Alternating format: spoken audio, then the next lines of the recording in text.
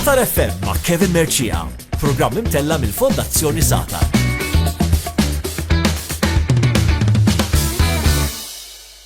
Nsellem is-semmija ta' RTK 103 u nilqakom għal programm ieħor Satar FM. Nispera tinsabu tajbin u grazzi bħal dejjem li daħaltuna wkoll ġewwa djarkom. Infakkarkom li dal-programm qed jittella mill-Fondazzjoni Satar fi ħdan il-Malta Union of Teachers. Millum aktar tard jerġgħu wkoll jirtorna il-quiz bejn l-istudenti. Għaldaqstant ibqgħu magħna sabiex ukoll issegwu il-quiz.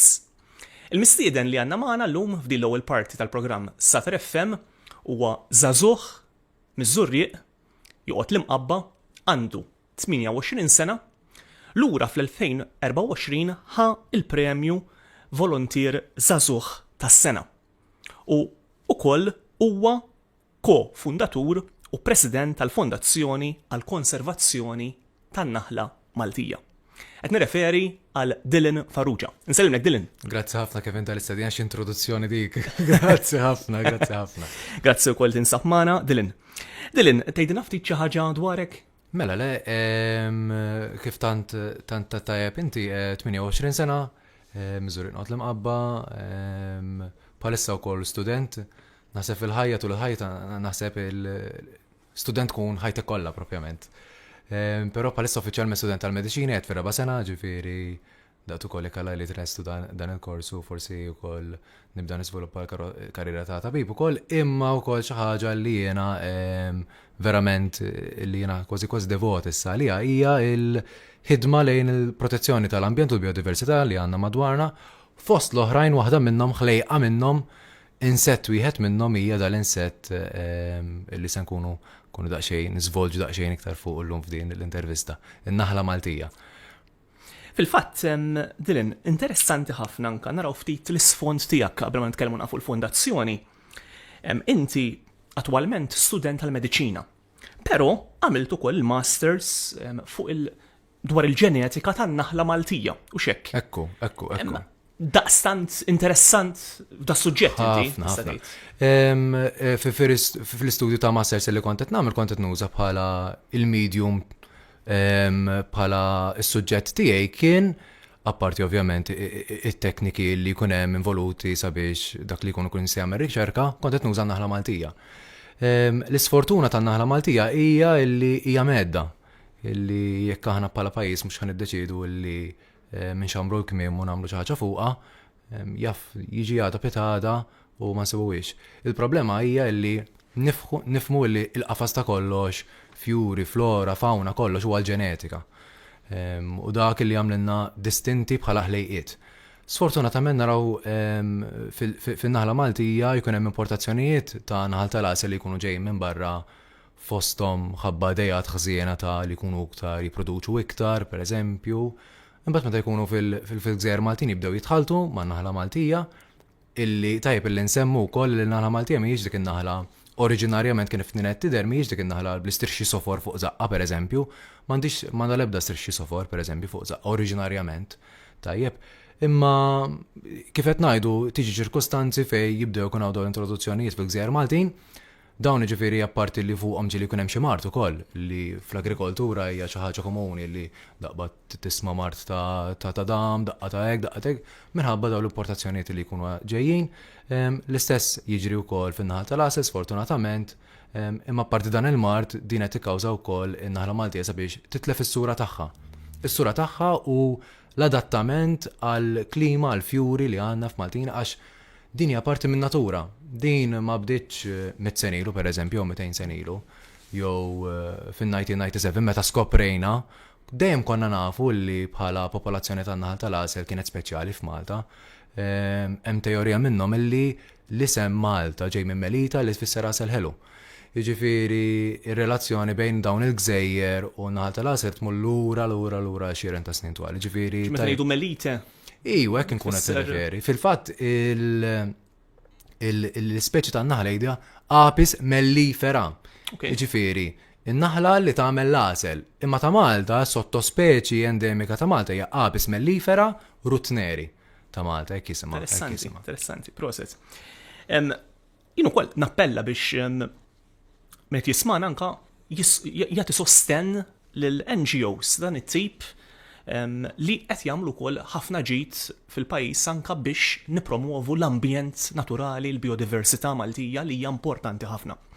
Kif konet ngħidu għandna magħna llum lil Dylan Farrugia li huwa ko-fundatur u president tal-Fondazzjoni għal konservazzjoni tan-naħla Maltija, fondazzjoni wkoll li ġiet reġistrata uffiċjalment fl-2023. U xekk.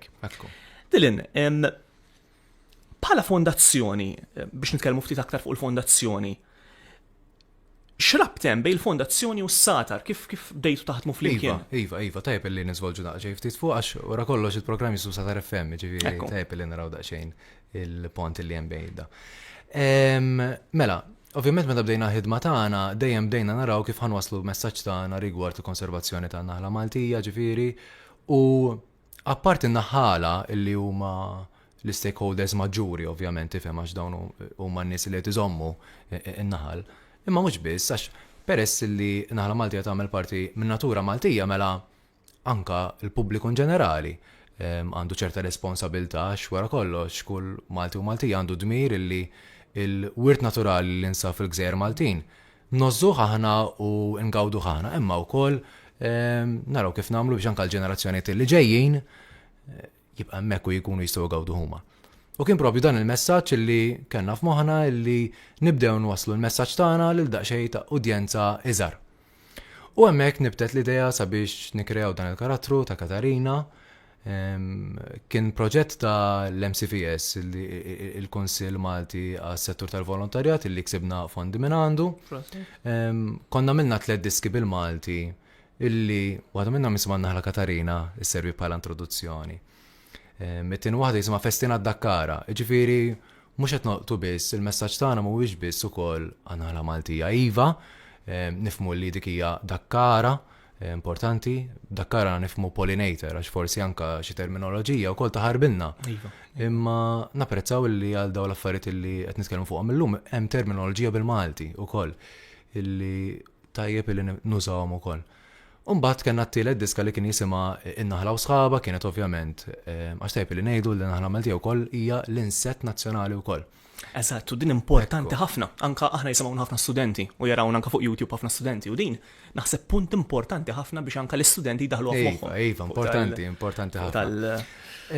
U għal daqstant rajna rabta minnu ħarġet minn dak il-proġett ħarġet il-karattru ta' Katerina, imbagħad konna avviċinajna lis-Satar sabiex nkunu daqsxejn iktar qrib l-qarrejja Maltin żgħażagħ u daqsxejn iżgħar biex nibdew nagħmlu dawn l-artikli bl-istejjer midjarju ta' Katarina ħalli anka it-tfal Maltin ikunu jistgħu jibdew jifhmu daqsxejn fuq din in-naħla Maltija illi hija wkoll insett nazzjonali u japprezzawha wkoll.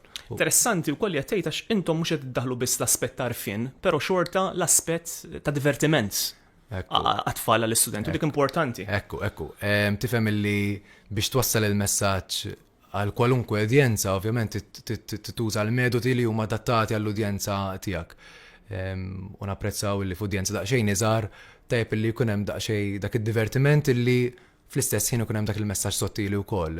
Messaġġ sottili favur il-biodiversità Maltija li sfortunatament iktar ma jmur iktar issir fraġili. Ġifieri li jkollok l-arfin huwa l-ewwel pass sabiex imbagħad tibda mbagħad timbet dak l-aċċellazzjoni mbagħad naħseb jiena ġifieri. Dylan, apart is-Satar hemm mbagħad is-Satarin.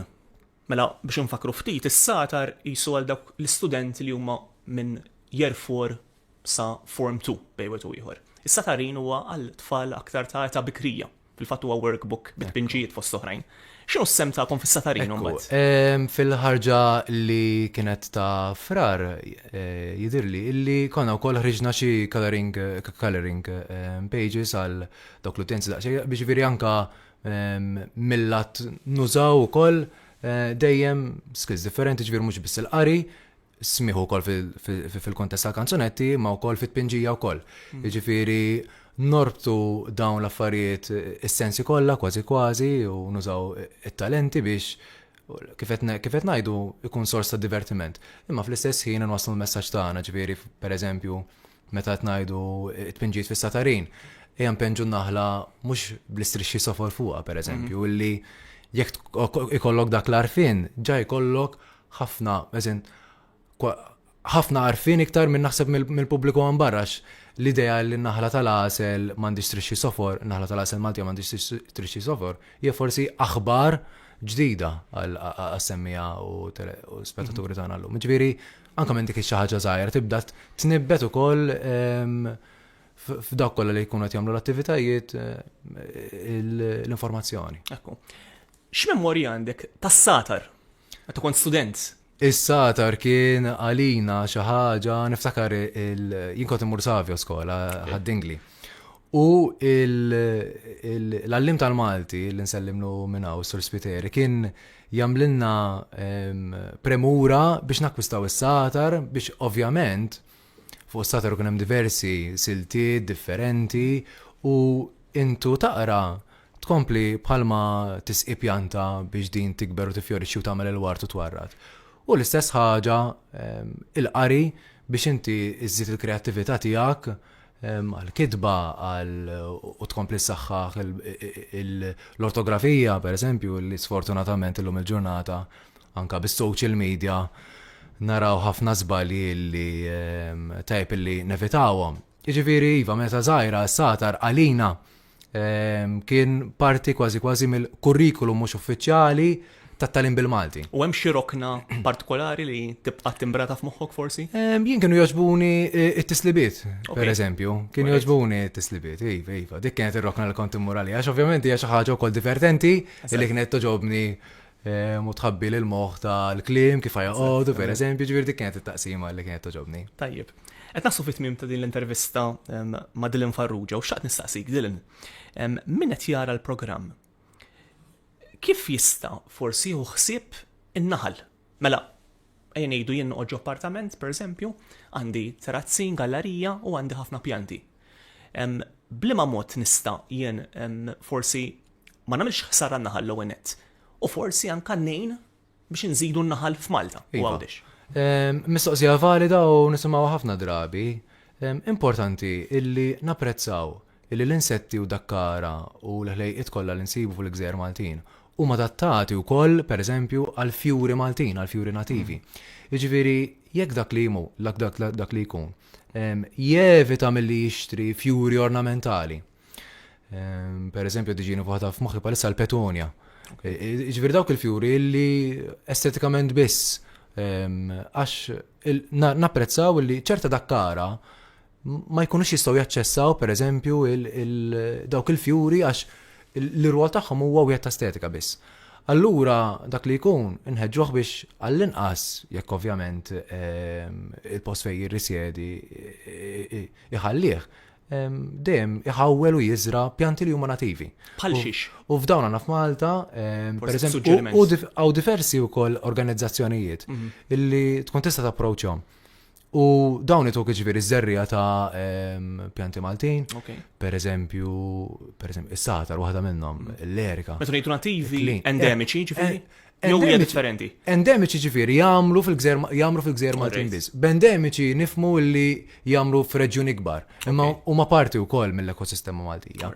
Jiġifieri hawn diversi minnhom. Jiġifieri jekk dak li jkun anke ifittex ftit u jikkomunika ma' daw l-NGOs, sa' żerrija b'xejtu għom, ġifiri tajb li nwasslu dan il-messaġġ. Dik hija ħaġa importanti. Dik hija ħaġa importanti li nistgħu nagħmlu b'mod prattiku. Fadlina ftit ħin, forsi l-aħħar ħaġa, l-aħħar kumment, x'inhuma l-pjanijiet tagħkom bħala NGO għall-futur? Ekku. Ovvjament bħala NGO dejjem inkomplu nsaħħu l-operat tagħna tajjeb mill-att edukazzjoni, ġifieri anke llum il-ġurnata nagħmlu korsijiet fuq kif trabbi n-naħal, ovvjament baċċen fuq il-konservazzjoni tan-naħla Maltija wara kollox.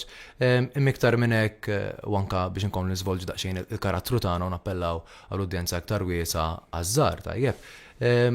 Proġetti ieħor tal-MCVS li ġibna fondi għalih fis-sena li ġejja se nkunu qed nagħmlu sensiela dis-sena u sena li ġejja. Sensiela ta' kodba, il-kittiba tagħhom ser ikunu li Annellu u Klara Zoppardi li fil-qasam tal-kitba Maltija m'għandhom bżonn l-ebda introduzzjoni, bil-illustrazzjonijiet ta' Sara Pisani, ġifieri se nkomplu niżvolġu l-karatura ta' Katerina biex nagħmluh iktar jappella għat-tfal u b'mod sottili dejjem inwasslu l-messaġġ tagħna ta' konservazzjoni għal dak kollu li hu Malti wara kollox. Dylan, proset ħafna lilek u t-tim tiegħek anka tal-fondazzjoni u keep up the very good work. Grazzi ħafna, Kevin. U anka proset li qed tippromuovi l-volontarjat fost iż-żgħażagħ, xi ħaġa li għandna ferm bżonn. Mela hemmhekk kellna magħna lil Dylan Farrugia li huwa il-kofundatur u president tal-Fondazzjoni għall konservazzjoni tan-naħla Maltija. Li se nagħmlu ħanieqfu għal waqfa mużikali wara din il-waqfa nissoktaw minnu fih bil-quiz. Ibqgħu magħna.